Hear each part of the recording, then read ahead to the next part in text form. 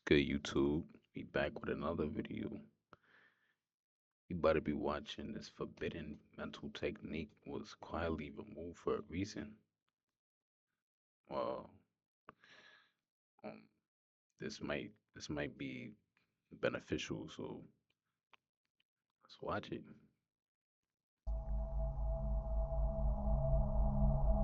Man's only enemy is his own negative thinking. Florence Scovel Shin. Some That's a ideas fact. don't get destroyed, they get laughed at until people are too embarrassed to look at them closely. That's what happened to a strange and unsettling message that surfaced in 1925, when Florence Scovel Shinn put into words a way of thinking that felt almost dangerous to the world around her. Not dangerous because it taught violence, dangerous because it suggested you might not be as helpless as you've been trained to believe. Under all the language of religion, mysticism, and imagination, there was something much more disruptive hiding there. A mental method that claimed reality could shift the moment resistance stopped feeding it. Pause there for a second, because that's where the ground starts moving. Most people are raised to believe life responds to force. Push harder, fight back, defend yourself. Worry now, so disaster doesn't catch you unprepared later. Struggle gets framed as responsibility, almost like suffering is proof you're taking life seriously. Yet the message buried inside Shin's work turned that whole structure upside down. That is, that's a good point because suffering, um, it can, it is one of the greatest teachers in the world, like that we live in. So, but still, it's not mandatory. Like some things you don't need suffering to go through. You don't need to go through suffering to understand. So, I mean, keep repeating something over and over, and it's not working, then suffering. Like, there's different ways to learn lessons than just suffering. And obviously, suffering is not the best way to live life. So, but it is hard if you in a certain situation like or circumstance. Sometimes it just be like that. But like I'm learning it's best to try to get out of survival mode. It has a lot to do with your nervous system too, like the vagus nerve and all that. I learned that just recently. I'm going off on a tangent, but yeah, just being at peace within is a very easy way to cruise through life and get to where you want to be. According to her, the pressure you apply to a problem is often the very thing holding it in place. Anxiety doesn't solve the issue. Fear doesn't protect you. Constant inner gripping acts more like wet cement around the thing you're begging to escape. A lot of modern people hear words like visualization, vibration, or subconscious, and immediately reduce them to positive thinking with better branding. But what was being described here went deeper than that. Far deeper. Imagination wasn't treated as fantasy, it was treated like a cutting tool, almost like invisible scissors moving through a hidden layer of reality. Every inner image, every repeated phrase, every emotional reaction became a kind of instruction. Once that clicks, a hard truth follows right behind it. If your inner world has been ruled by fear, then fear has been issuing commands all along. And if fear has been in charge, then Facts. And you don't want that to be in charge because it's going to make your whole life um just chaotic, especially because especially if you worry about your fears all day 24/7, then you're just gonna see all that it is that you fear. It's it's like a mirror. I'm seeing more and more. Like that's how it is. But it could feel hard to get out of it when you in it, but it's not possible. You gotta start with the internal first. Learn good, like from a lot of good people. Like watch like a lot of good people. Frankly, been through this, so I'm learning as well. I'm not there yet completely, but we getting there. Maybe what was removed wasn't just a technique. Maybe it was your awareness that you were always using one. To understand why this technique mattered so much, you have to understand the architecture it was built on. Shin didn't describe the mind as one single voice speaking from a single room. She described it more like a house with different chambers, each one doing its own job. First comes the subconscious, and that's the powerhouse. Raw force, no judgment, no moral filter, no sense of humor either. Give it fear, and it treats fear like a work order. Feed it images of delay, rejection, sickness, lack, and it gets busy arranging life around those instructions. Not because it hates you, because it serves whatever has authority. Then there's the conscious mind, the part that looks at appearances and calls them facts. Helpful in some situations, of course. You need it to drive a car, read a bill, answer a text. Still, when it becomes the ruler of your whole reality, trouble starts quietly and then all at once. Reason begins staring only at what is already visible: empty bank account, unanswered message, bad diagnosis, tension at home. From there it does what frightened logic always does. It tries to control the outcome through strain. Grip harder, think harder, panic more intelligently. Yet all that pressure sends one message downward. Something is wrong, something is missing, something is threatened, and the subconscious obeys. Another level sits above both of those, and this is where the conversation gets uncomfortable for a world obsessed with proof. Shin called it the superconscious, a realm of perfect design, already holding the solved version of what looks broken in front of you: a restored life, a cleared debt, a healed body, a reconciled path, not someday, not after death. Right now, but on a frequency the reasoning mind can't access while it's busy arguing with appearances. You could say the intellect stands at the gate like an overworked guard who mistakes familiarity for truth. Whatever it can't measure, it rejects. Whatever it can't explain, it tries to dominate. And that's the great error. Not thinking, but worshipping thought. Not using the intellect, but asking it to perform a task it was never built to handle. Reason can identify a problem, sure. What it can't do is force a higher solution into being through desperation. Imagine trying to smooth water with a clenched fist. The harder you press, the more disturbance you create. Same principle here. When you try to force peace while vibrating with fear, you create friction. When you demand abundance while feeling the terror of loss, you split your own signal. That inner conflict is where so many people get stuck. They say they want one thing, but emotionally they keep kneeling before the opposite. Say that as well for me. Which leads to the next doorway, the one almost nobody is taught to walk through correctly.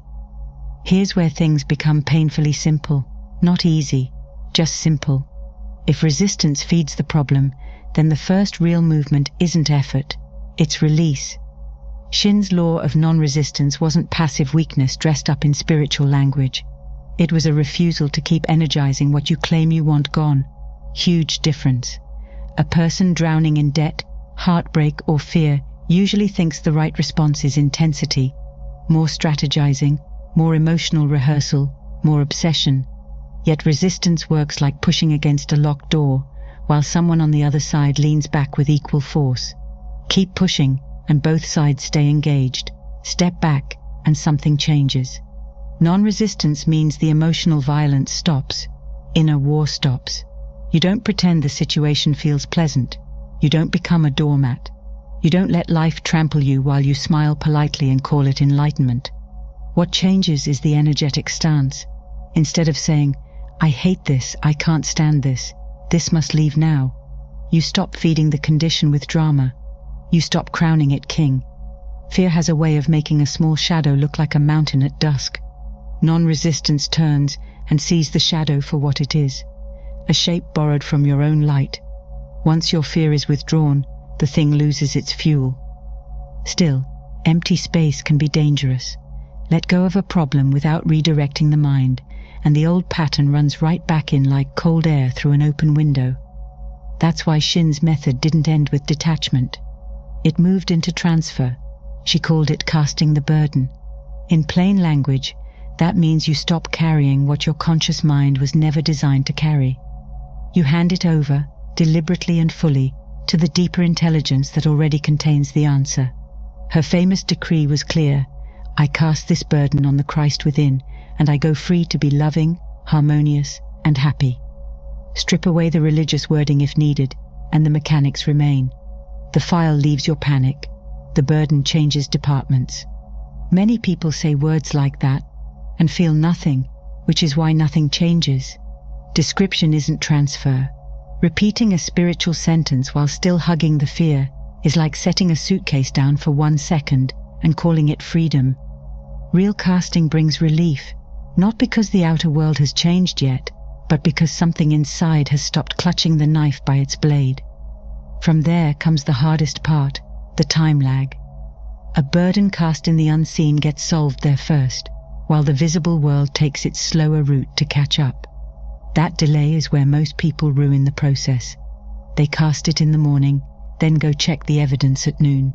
They speak surrender, then return to monitoring, doubting, calculating, rehearsing disaster. In other words, Yeah, but it's really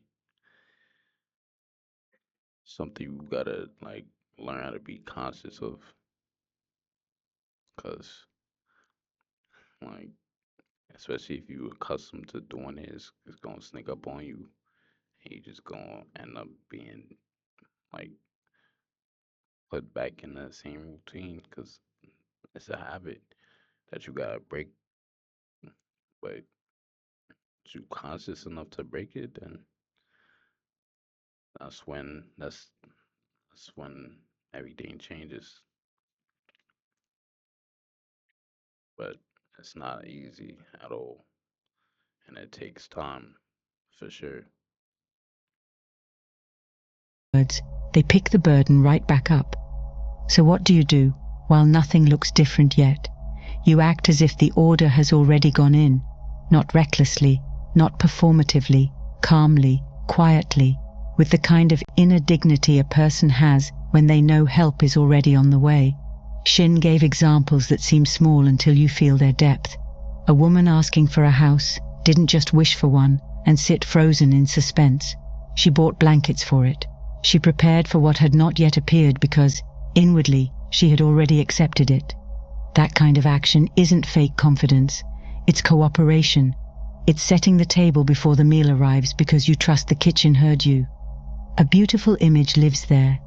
If you place an order at a restaurant, you don't keep sprinting into the kitchen every 3 minutes to ask whether the cook remembers. You don't interrogate the waiter, stare at the oven, or panic that a shoe might arrive instead of dinner. You wait with expectation. You make room. You reach for the fork when the scent At least you know they put their foot in it. gets close. That's the state being pointed to here. A person who has truly cast the burden doesn't move like someone abandoned. You begin to carry yourself differently. Speech softens, panic loosens, even your silence changes. Something in you starts saying without needing to shout, "What is meant for me is already moving." Then comes stillness, and many people misunderstand that word too. Stillness doesn't mean inaction. It means the end of inner thrashing. Stand ye still and see the salvation. points to a mental posture, not a frozen body. Quiet the reasoning mind enough, and a different kind of guidance can finally come through. Shin called it the hunch, tuition from within, not frantic desire, not desperate craving, not the ego screaming for relief. A real hunch lands clean. It doesn't beg.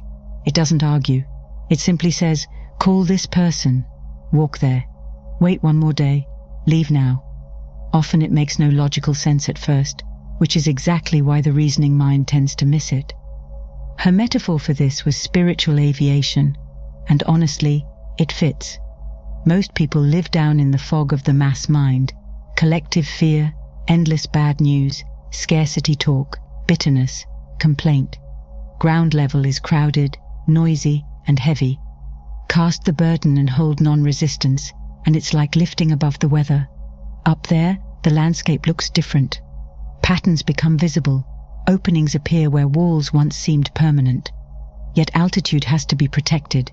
Talk too soon, share every fragile inner movement with cynical people, announce the miracle before it has roots, and energy leaks out.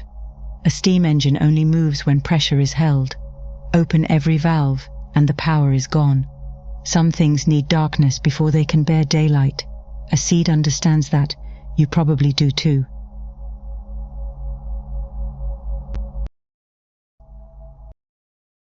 Yo, that channel was pure bars, bro. Man,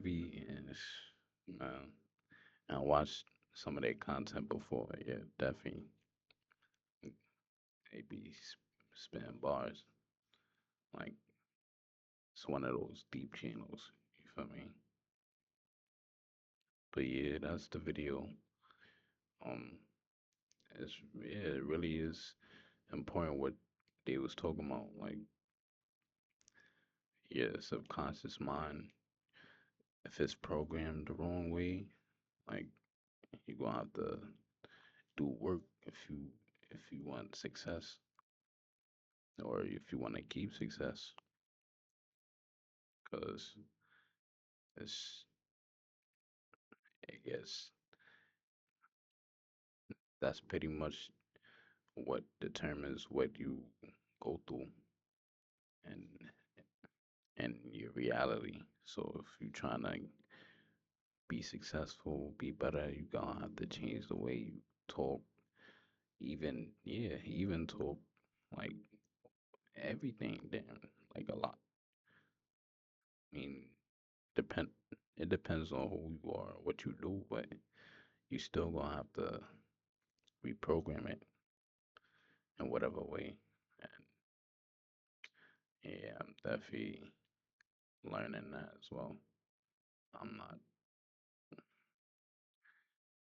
I'm getting better at it. I wouldn't say I'm an expert, but yeah, I've been chatting, or not chatting, but I've been talking a lot. But yeah, without further ado, that's the end of the video. You know, I hope you guys learned something new and could apply it to your life so it could help you improve. And yeah, I already know I love you. I love y'all. I hope y'all have a good night or day whenever you watching this. And yeah, that's it for the video. Like, comment, subscribe, and I'll see you the next time.